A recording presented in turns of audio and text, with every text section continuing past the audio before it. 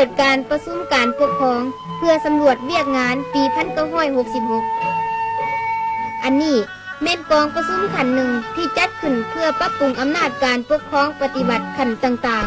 ๆเพื่อกำหนดภาระหน้าที่และทางดำเนินเวียกงานในปี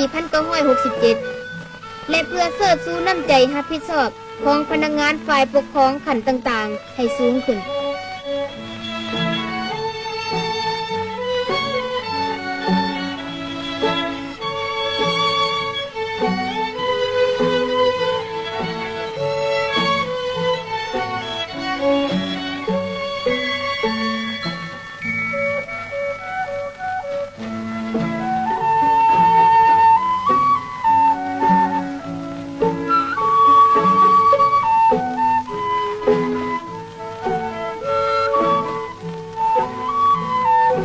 ร่วมกองประชุม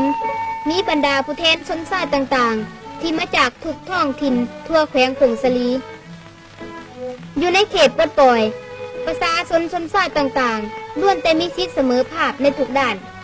ซึ่งแสดงออกให้เห็นอยู่ในสิทธิเข้าร่วมอำนาจการปกครองขันเมืองและตาแสงล้วนแต่มีคนของชนชาติต่างๆเลือกเข้ามาเป็นพนักงานรับผิดชอบเวียกงาน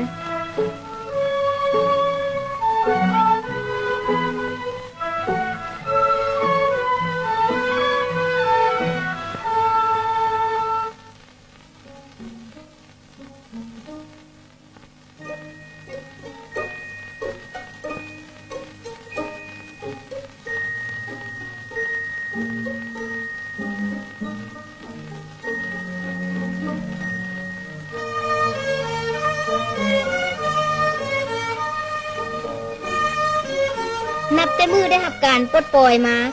ชนชาติลาวสูงพวกเฮาได้มีตัวหนังสือของตนเองลูกหลานของพวกเฮาได้ไปทำได้ไปเรียนและได้มีพนักงานลาวสูงเข้าร่วมเวียกงานต่างๆของสังคมนับมือนับหลายขึ้นคือกันกับชนชาติอ้ายน้องอื่นๆ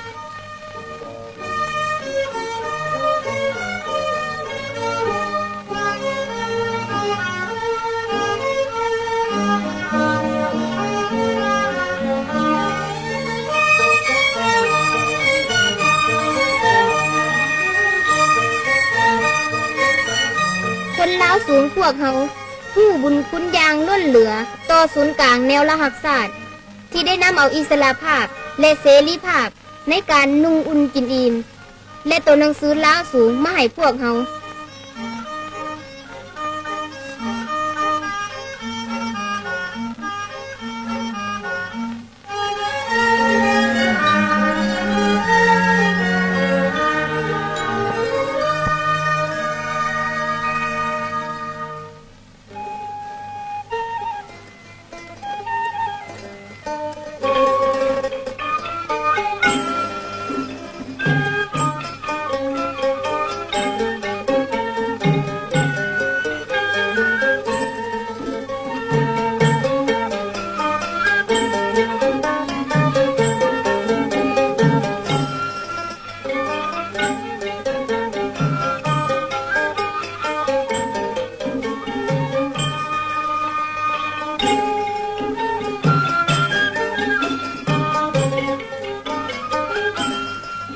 สินค้าปลาของพวกเฮา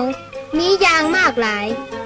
แต่ละคนฮิตโฮมเอาแต่ละอย่างมาโฮมเข้ากันก็สามารถกลายเป็นกองสินค้าอันใหญ่โตเพื่อจำหน่ายออกนอกประเทศแลกเปลี่ยนเอาสินค้าที่ต้องการห้านค้ารับซื้อสินค้าปลาของตาแสงห้วยวางได้ช่วยเหลือประชาชนท้องถิ่นจำหน่ายสินค้าออกเป็นจำนวนหลวงหลายอันได้ช่วยให้ประชาชนมีเงินได้ซื้อเอาสิ่งที่ตนต้องการ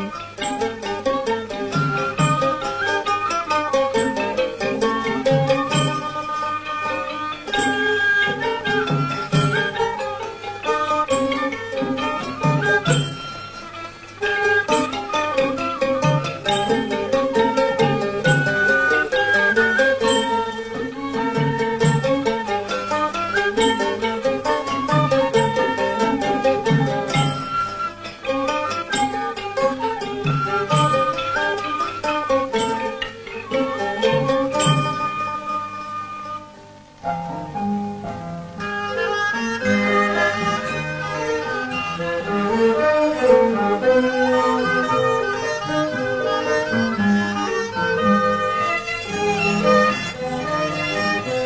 อนแม่ยิ่งตาแสงยางเหนือได้มีมูลเสื้อต่อสู่อันสง่างามมาแต่สมัยต่อต้านพวกลาเมืองขึ้นฝรั่งปัจจุบันนี้ด้วยความตัดสินใจต้านจักรพรรดิอเมริกาและลูกแหล่งตีนมือกองร้อนดังกล่าวได้เอาใจใส่ฝึกแอบวิชาอย่างสม่ำเสมอและได้ปฏิบัติหน้าที่ปกปักรักษาบ้านซองอย่างขยันขันแข็ง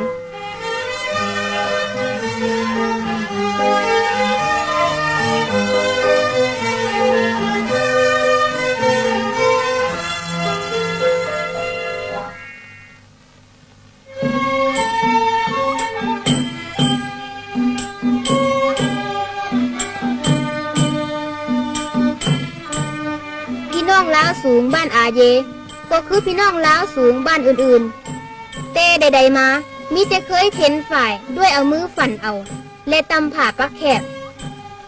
มาเดี๋ยวนี้เขาเจ้าได้ใส่ลาเข็นฝ่ายที่เหยียบด้วยตีน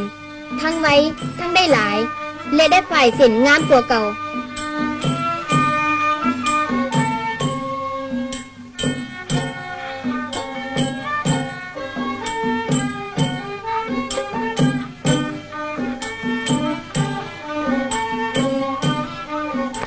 ได้ทำเฮียนศึกษาน้ำพี่น้องลาวหลุม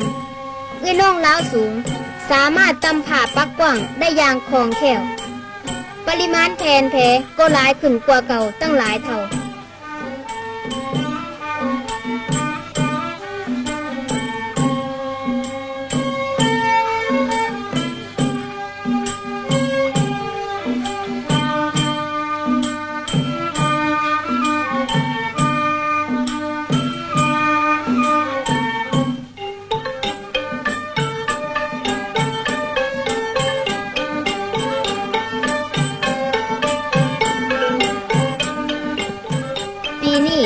หลังจากการเก็บเกี่ยวได้สำเร็จลงแล้วบรรดาชนชาติในท้องถิ่นเมืองหุนได้พากันจัดงานมโหฬารฉลองการเก็บเกี่ยวตามฮีตของที่เคยได้เฮ็ดมาในโอกาสเดียวกันนี้บรรดาชนชาติที่อยู่ใกล้ชิดติดพันกันก็ได้เปิดงานมวลซืนสามัคคีรวมกันพวกนางสาวผู้สางได้พากันฟ้อนรำทำเพลงสรรเสริญพี่น้องชนชาติต่างๆที่ได้สามัคคีกันร่วมอยู่ร่วมสร้างเขตปลดปล่อยด้วยความเบิกบานห่าวหันการฟ้อนดาบของพี่น้องลาวถึงเป็นแบบฟ้อนที่ได้มีมาแต่โบราณกาลมันได้แสดงออกให้เห็นน้ำใจสู่รบอย่างอาจหาญต้านพวกขุกหาญปกปักรักษาบ้านซอง